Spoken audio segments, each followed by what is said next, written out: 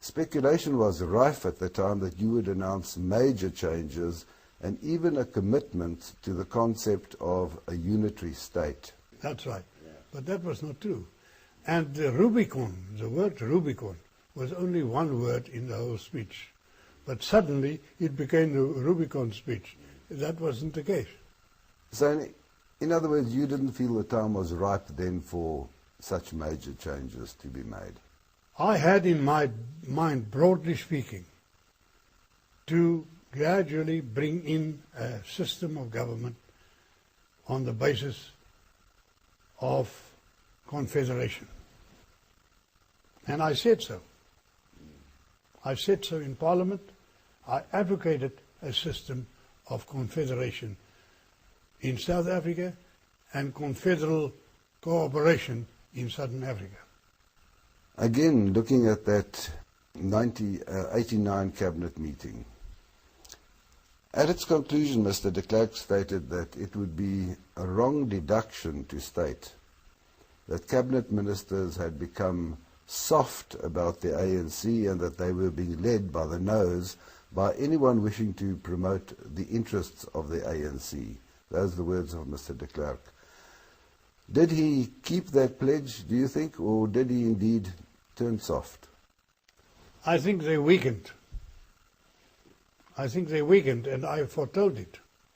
I said to them, I feel sorry for you, because the horses you are taking in control are wild horses, and you will find that eventually they will harm you. And I was prophesying the correct thing.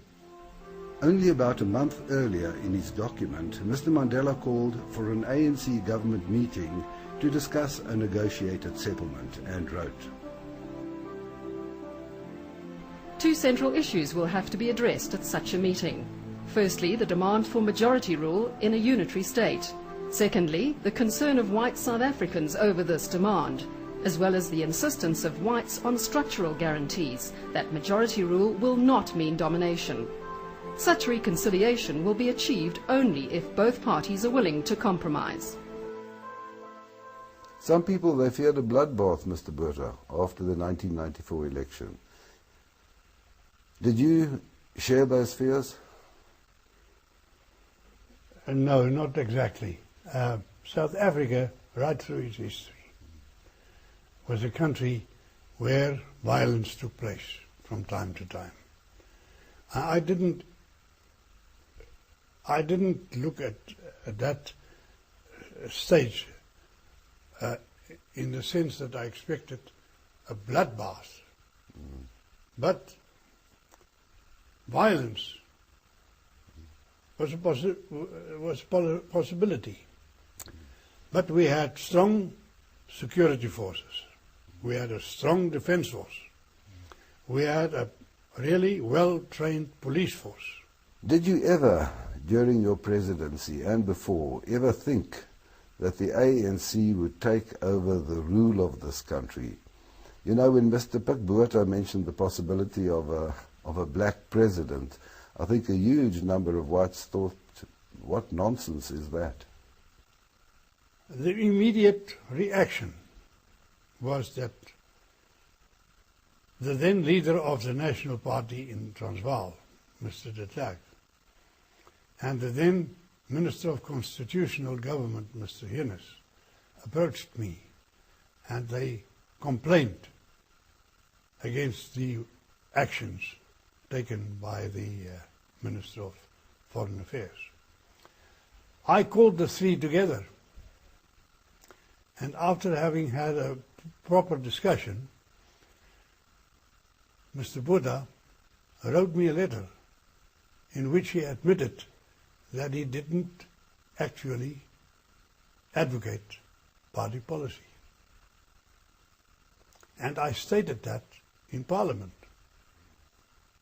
Now I hear that I repudiated him. That is not true.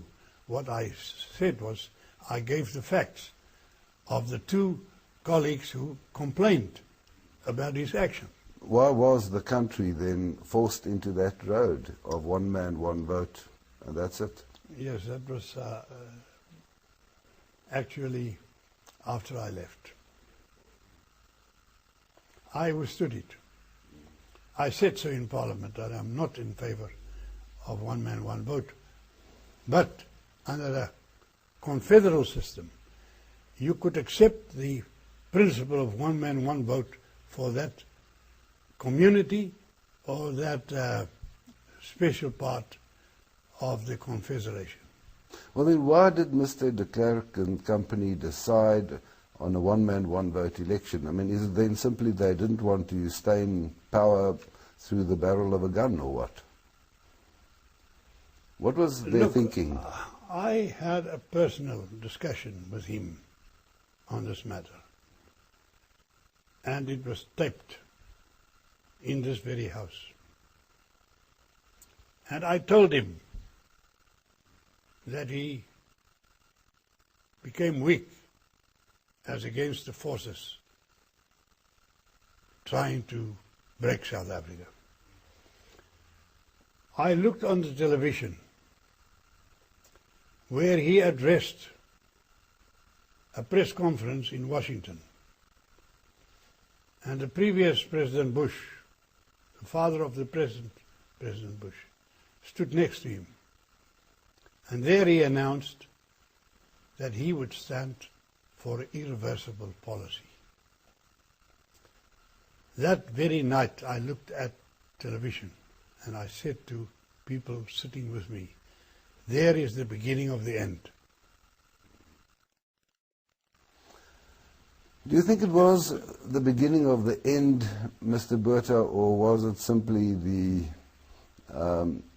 end of a new beginning for the country via a new constitution, the 94 elections? Wasn't it actually inevitable, given all the pressures? No, I think we should have gone on with our positive way of thinking and trying to introduce the European system of government and not the American system.